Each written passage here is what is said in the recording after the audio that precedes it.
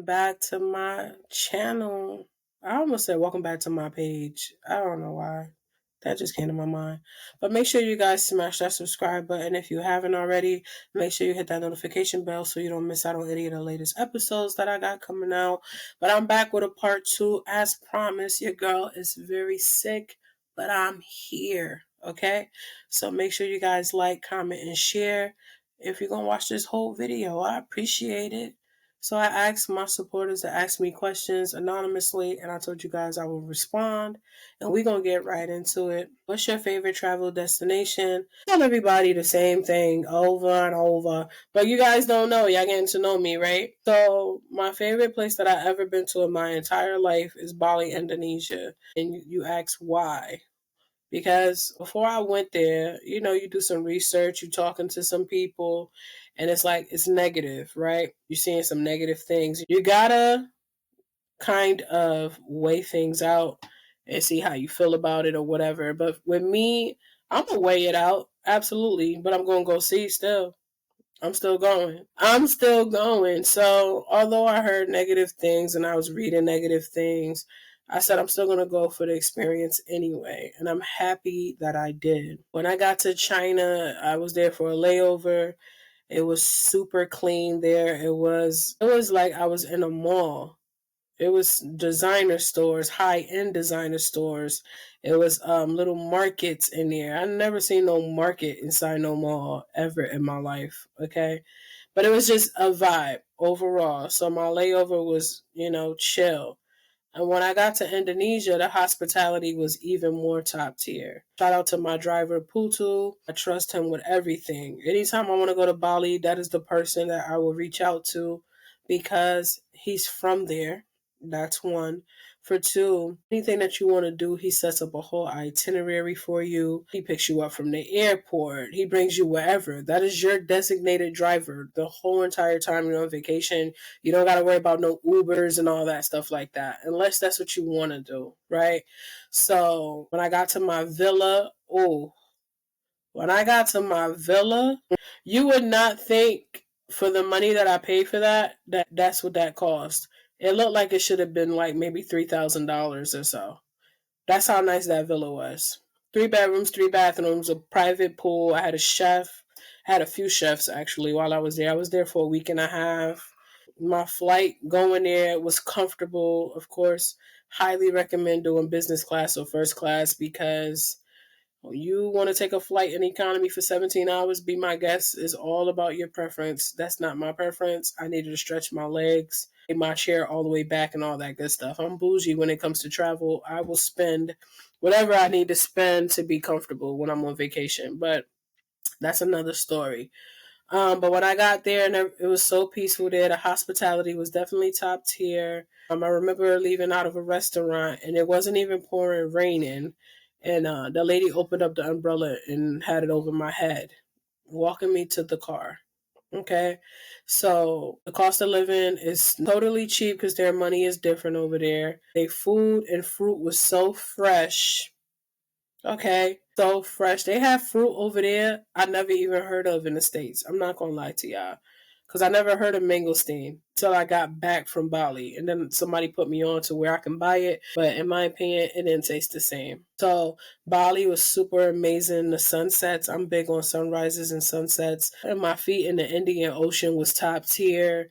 They have a beach where you could eat. They have like colorful bean bags and you could sit out there. It's like they have like the little hanging lights. So it's just like a chill vibe. Like if you in a relationship, if you with your friends or if you by yourself, it's still a vibe.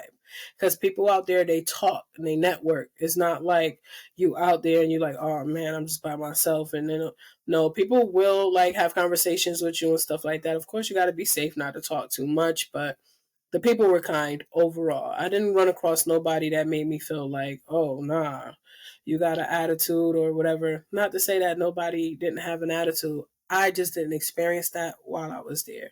I love Bali so much, I even thought about moving there. Like while I was there, I was like, I'm living here. Y'all could just put my daughter on a plane and send her. And my mom probably was like, yeah, okay, that's a 17-hour flight. We ain't gonna do that. But that's just how comfortable I was there. That's how safe I felt there.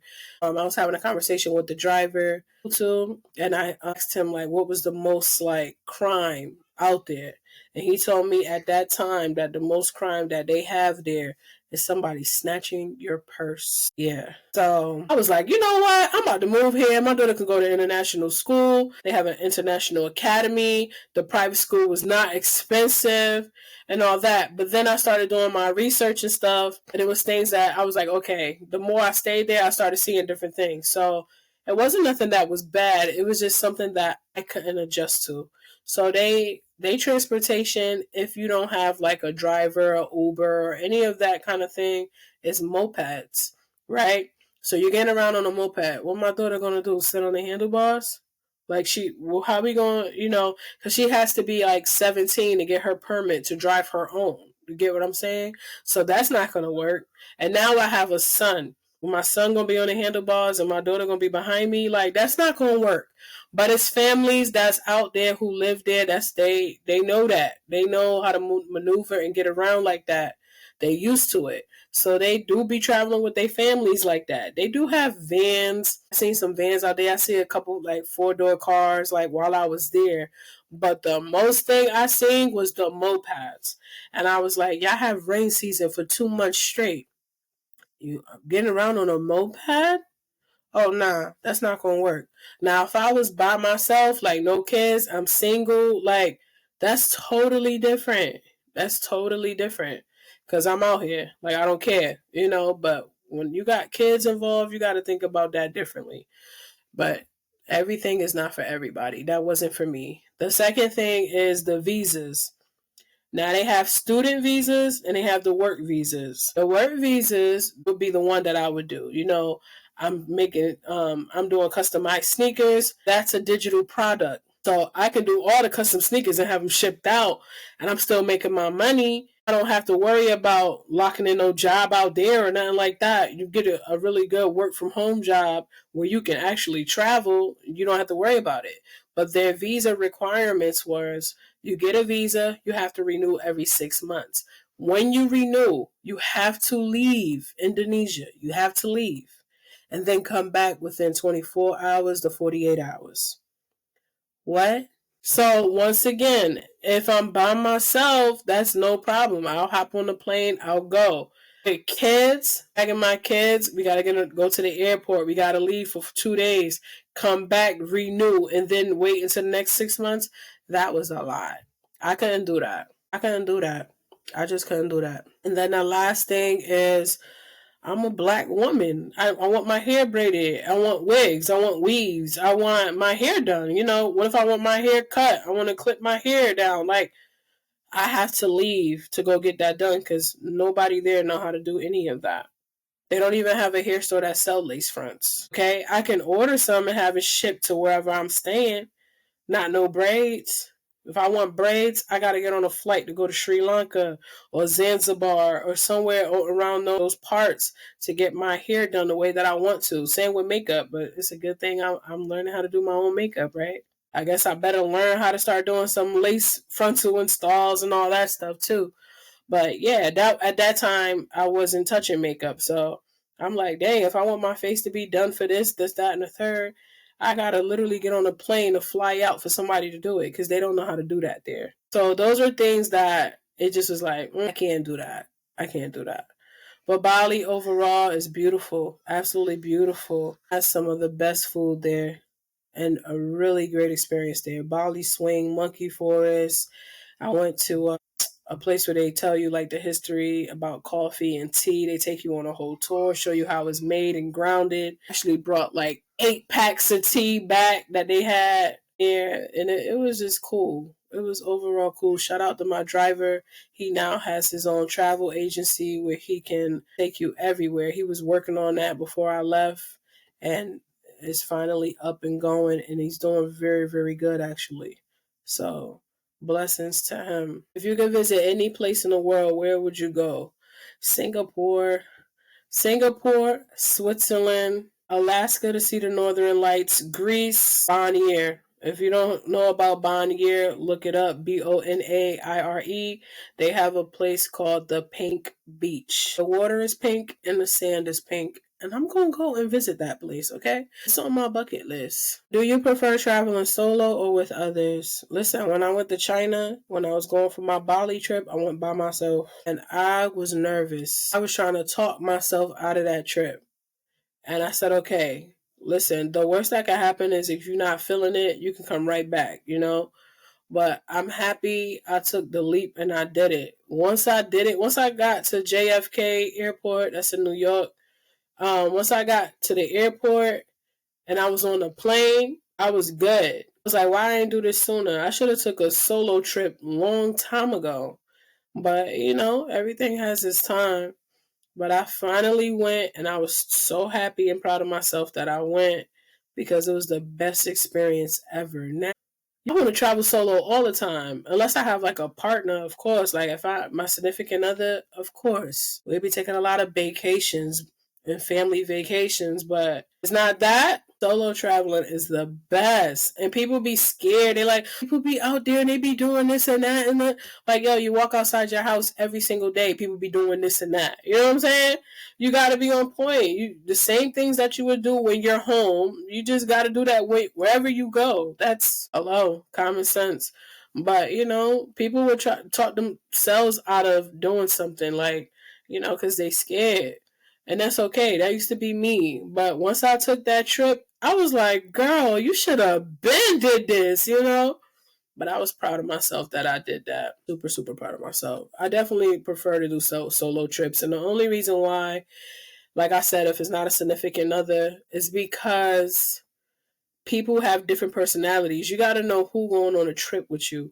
Because if you're going on a trip with somebody who want to sleep all day, if you're going on a trip with somebody who wants to get up at 5 a.m. to go hiking, if you want to go on a trip with somebody who want to go to all the clubs, drink, smoke, and be sleeping around with Tom, Dick, and Harry, you know, and you got all of them in one place, it ain't going to work out for you. If you're going on a trip with somebody that knows 6 to 12 months ahead of time that y'all going on a trip, okay? Because we're planning it, right?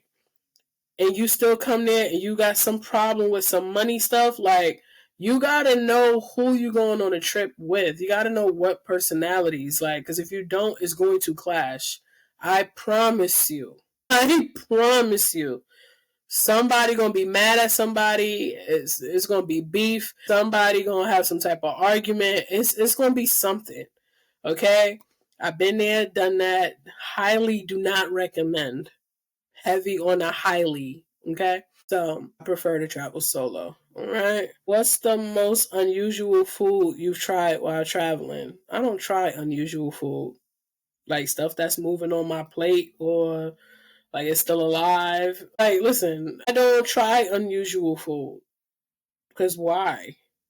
I'm not trying it. I don't want to try caviar.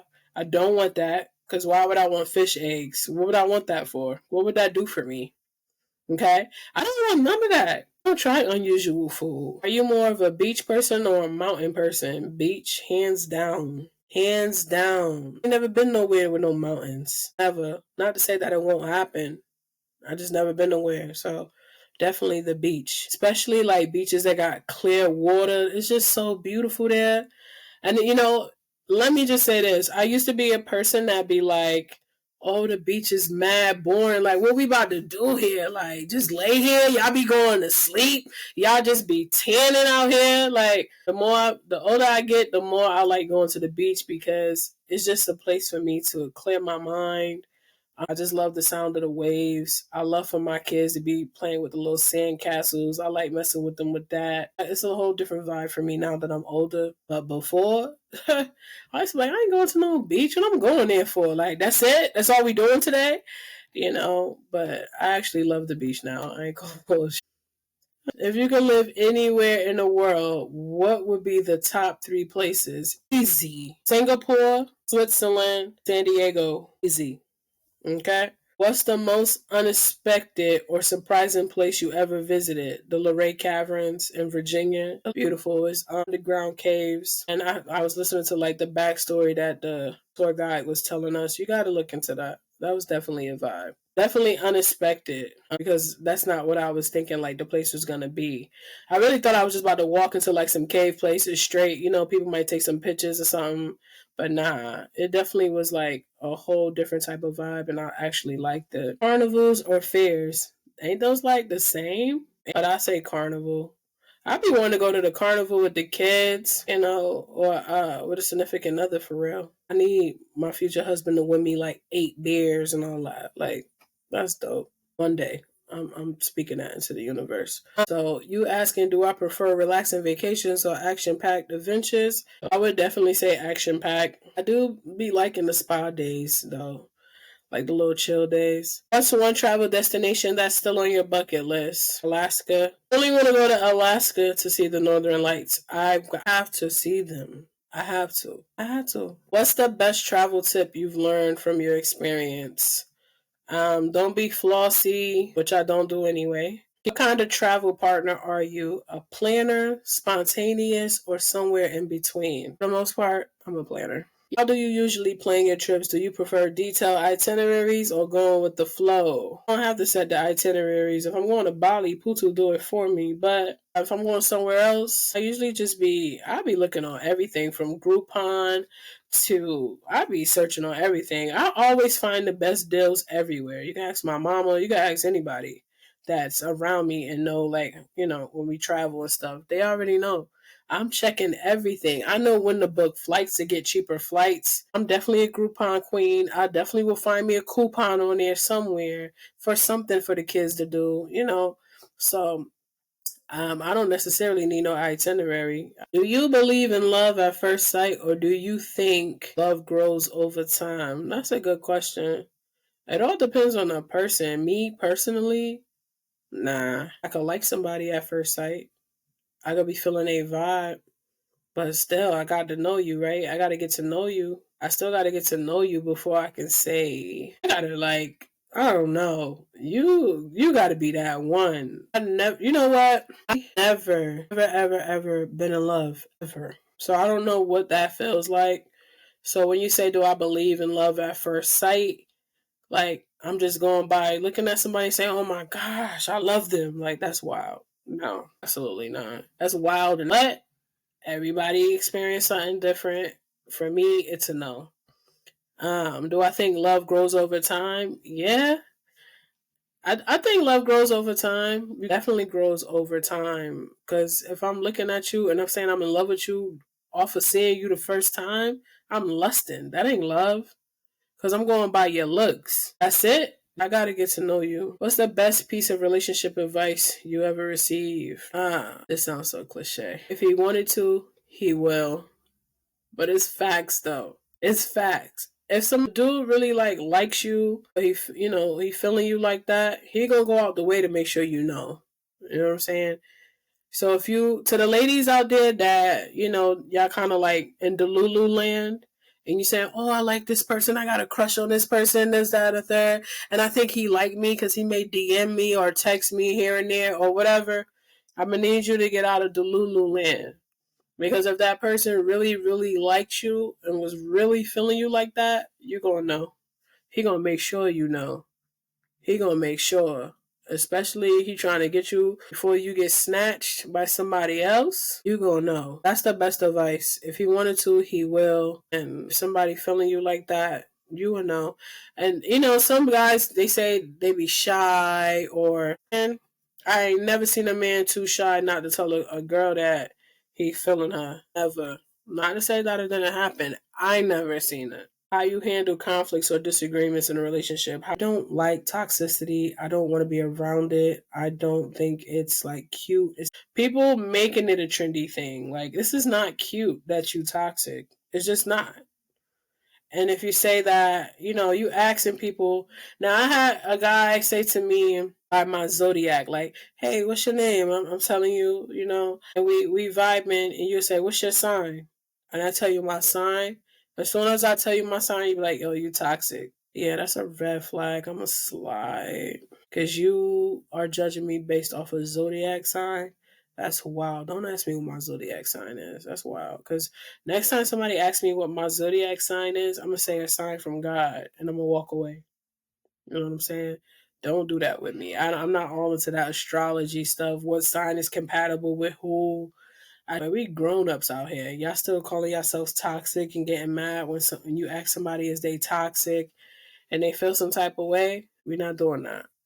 So actually have a conversation where we can communicate clearly to each other, listen to one another talk, and come to some type of solution. If you have a disagreement, that's absolutely okay. It's okay to agree to disagree. You're not going to agree with every single thing your partner says. I mean, if you are a yes girl and that's all you, yes, yes, yes, all the time, then good luck to you, shorty. But other than that, the disagreements is healthy. And you want me to say yes to everything? Yeah, I think not. I don't want you to say yes to everything. I'm gonna lose respect for you. You don't agree with everything I say? Come on, we gotta have some challenges. We gotta have some back and forths about not back and forths yelling and arguing and screaming. I'm talking about some back and forths like I don't like this ball player, but you like them because da da da. And I'm like, man, I like this ball player because you know what I'm saying? Like that. But yeah. What's one thing you learned about yourself from your past relationships? Great communication. I was not a great communicator. I used to wait until things hit the fan. Then I was like, oh, yeah, so you remember when you know? But that's stuff that was unhealthy. Like, ladies, I know y'all may not want to hear it, but you got to take accountability sometimes. You know what I'm saying? You have to. But I definitely learned accountability, speaking up when things happen right away. So if you ask me if you could design your ideal date, what would it look like? I'm gonna tell you right now. I'm gonna give you a clear vision of what the ideal date is for me. Okay? You being a gentleman, you dress nice that day.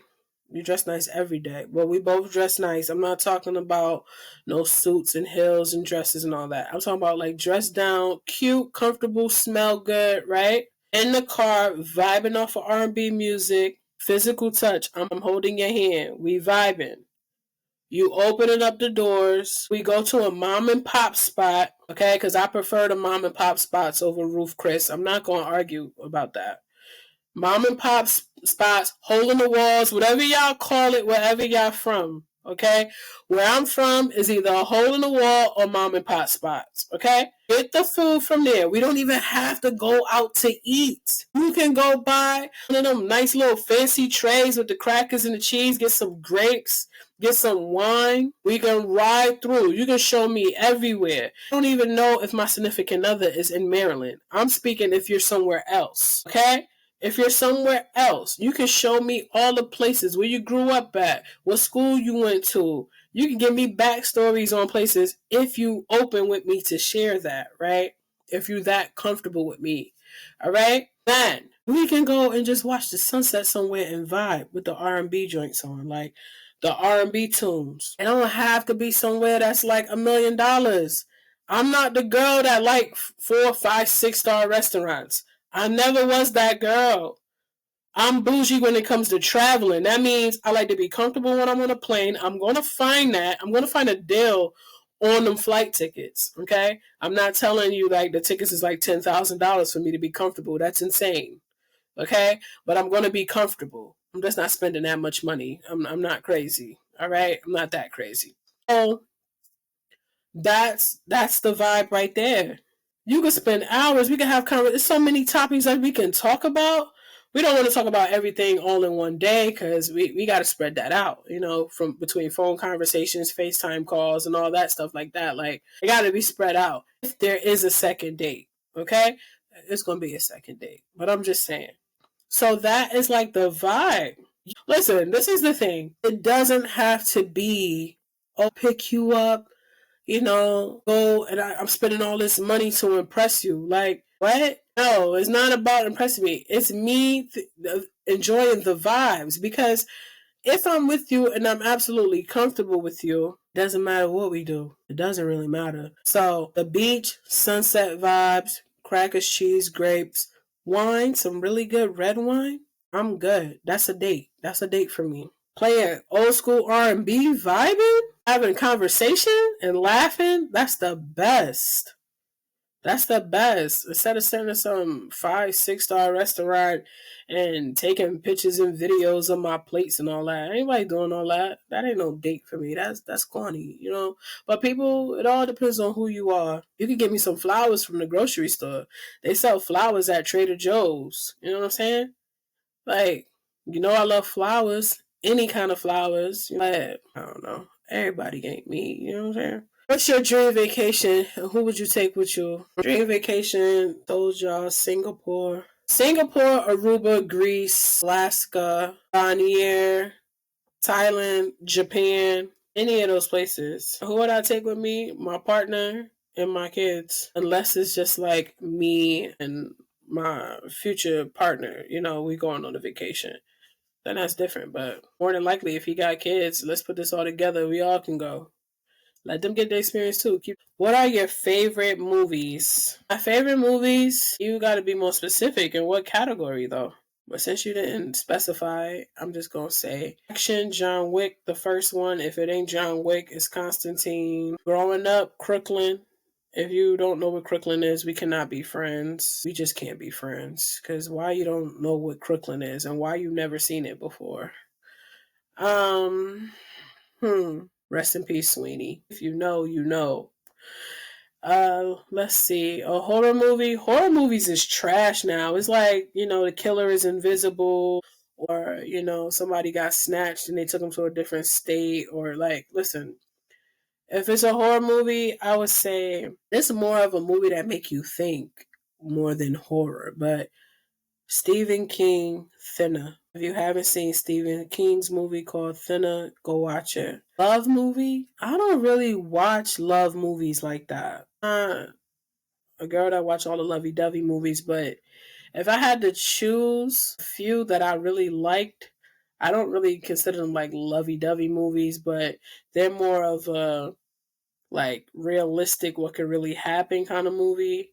I would say The Wood. I would say Love Jones. I would say Jason's Lyric. Yeah, those are like my top three. Yeah. Love Jones, Jason's Lyric, and The Wood. Those are my movies right there. I will watch those movies at any time. You put that movie on, I'll watch it. What's a favorite book that you read? The Four Agreements changed my perspective on life. It changed everything. It changed how I think everything.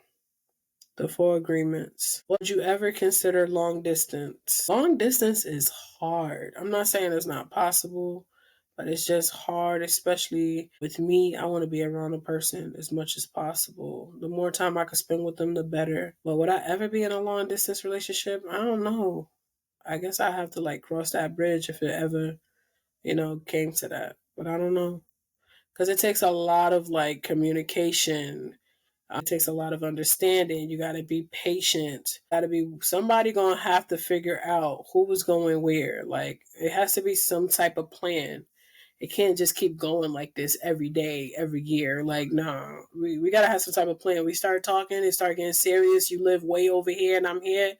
Okay, so what we gonna do? This is the plan. This is the end goal. It just can't keep going on like that. Heck no.